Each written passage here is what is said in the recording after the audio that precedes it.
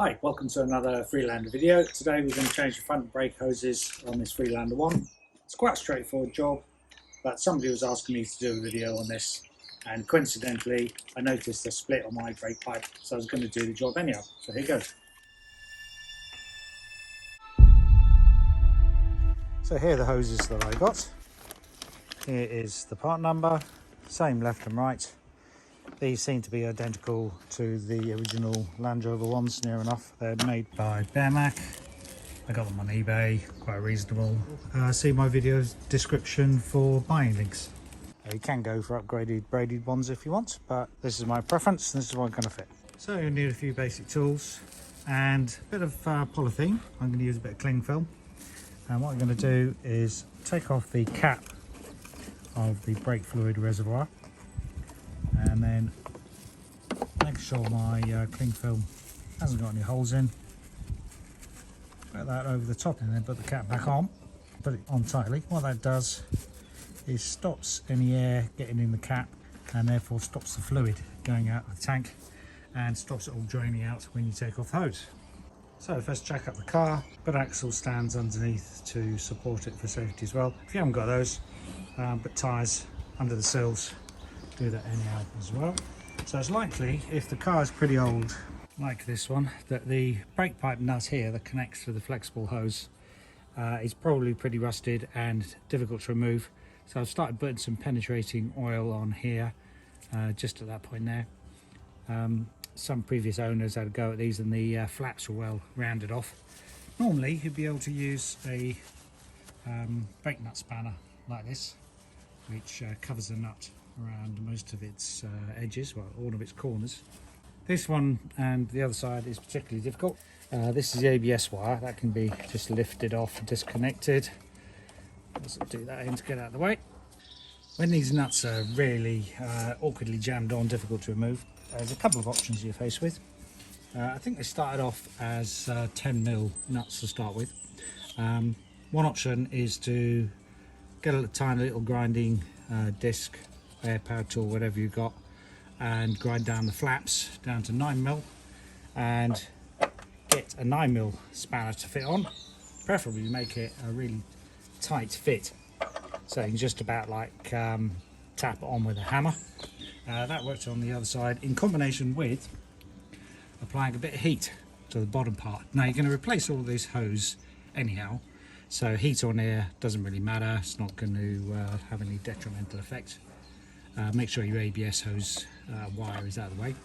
One of these little gas torches is quite useful. Get these on eBay. Generally quite nice little thing. As you can see, it's got a fairly hot flame on the end, and just heat the bottom part of the hose for a few minutes in combination with keeping the spanner on the top, wiggling it backwards and forwards, and that on the other side loosened it. The metal must be fairly soft on these nuts. It was still getting a bit rounded off, so I could detect a bit of movement, so I use these sort of adjustable spanners, get a grip on the top, and it did actually move. And once you wiggle it backwards and forwards a few times, then it's nice and loose and you can get it off. So obviously that whole pipe then needs replacing, goes up inside the wheel arch cover and joins onto the ABS unit at the top. That's the most difficult part of this job. Getting the spring clips off is not too hard, like so. Once the clip is off, this should push down. Let's have a little bit of penetrating oil on that one as well to release the rust a bit. And it should come down. Just going to use a little tiny screwdriver and hammer, see if we can dislodge it.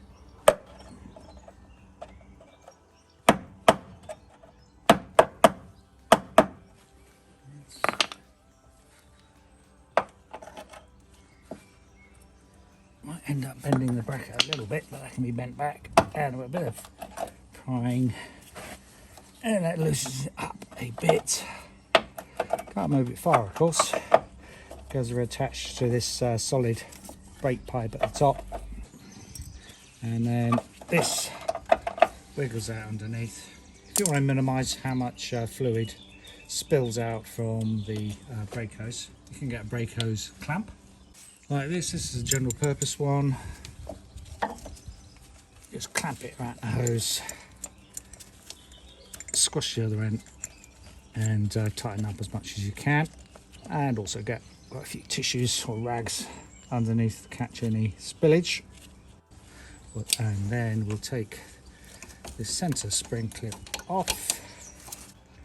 The nut at the other end down here, or rather bolt, is a lot easier because you can get a socket on the end, and that's not normally too much of a problem to remove.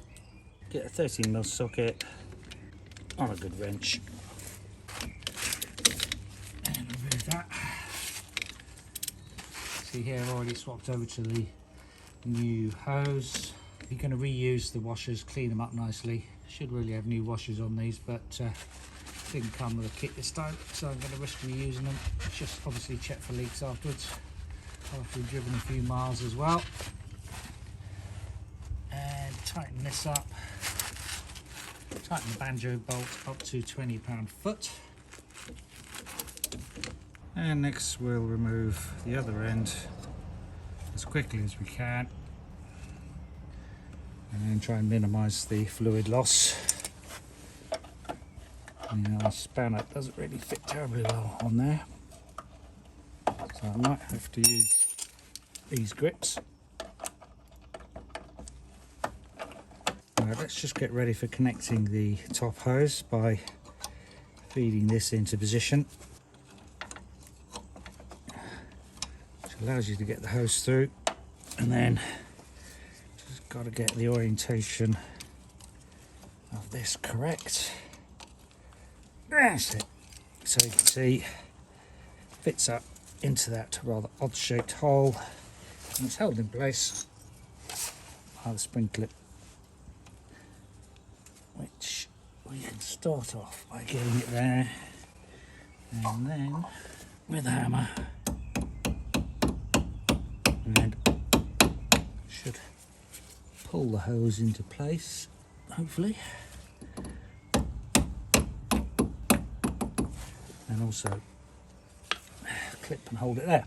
And then for the top one, try and disconnect this and connect it up as quickly as possible, keeping any dirt out, of course. And it's good to see no fluid pouring out of there.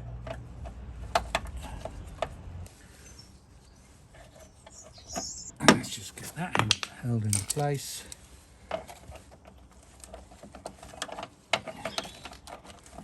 And then we can do up our pipe.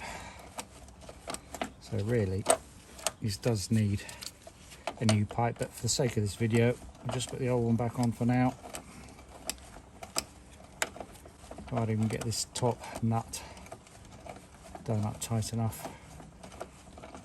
It's only hand tight anyhow, so it doesn't really matter too much. It'll be good enough, but really I'd recommend, if your nuts knackered, changing the whole pipe. That's going on nicely.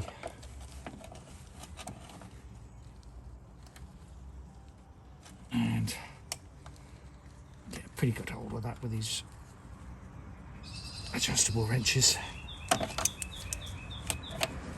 So that, I think, will do until the next time. Assuming there is a next time. Yeah, let's just make sure that is nice and tight. Yep, which is. So keep it very firm by hand. And that's it. So let's do the same the other side. And then we've got to bleed the brakes. And this is why I changed the old one. It's worth looking for these things when you look around the car. You can see there, little split in the outer piece of hose. It's not leaking any brake fluid, but worth changing nonetheless. Check the hoses aren't too tight on full lock. This one's got a 40mm lift kit on it, so it's probably right at the extremity of what's allowable. It's not actually pulling on there, but I did have to bend this piece of metal plate up a little bit, and same at the top, just to optimise the amount of slack that's in the hose there. So just watch for that. So next to bleed the system, this is the bleed nipple. Attach a tube onto a bottle and check it undoes okay. Again, these nuts can round off with incorrect tools. They start off as 11mm. I've actually taken this down so a 10mm spanner fits on it tighter. There's enough metal on there to do that. Normally, get a person to press down on the brake pedal, and you slacken up with the spanner, let the fluid out, and when it's stopped flowing, tighten the nut up again. Tell the person to take the foot off the pedal, and then tell them to press down again, and then open up the spanner on the downstroke. Then you don't suck in the air in on the upstroke then, because you always close the bleed valve. This time, mainly because my wife's out partying somewhere, I'm going to use my old Gunson Eezibleed kit. This one here. Don't often use this, there's often a lot more trouble than it's worth, to be honest. But if you're on your own, then it does make life a little bit easier. So you have this bottle, fill this up with the brake fluid, .4 spec brake fluid. You have to find the right size cap that comes with the kit to fit your master cylinder reservoir. And the other end connects to your tyre. Make sure you lower the pressure to under 20 psi first. Then, because the whole system's pressurised, we can just, on our own, slacken off a nut, and you can see fluid starts coming out with some air bubbles, and when the air stops flowing, we can tighten up again. The beauty of this system, of course, is that the bottle tops up the reservoir, so you don't have to keep topping up the reservoir, which you would otherwise have to do when you're pumping on the pedal and doing it manually. And what you should do, according to the book, is do the front left first and then the front right. And if you're doing the rear, you do the left rear and the right rear. It's different to a lot of cars, but that's what Land Rover recommend. So make sure your brake pedal is nice and firm still, it's not spongy.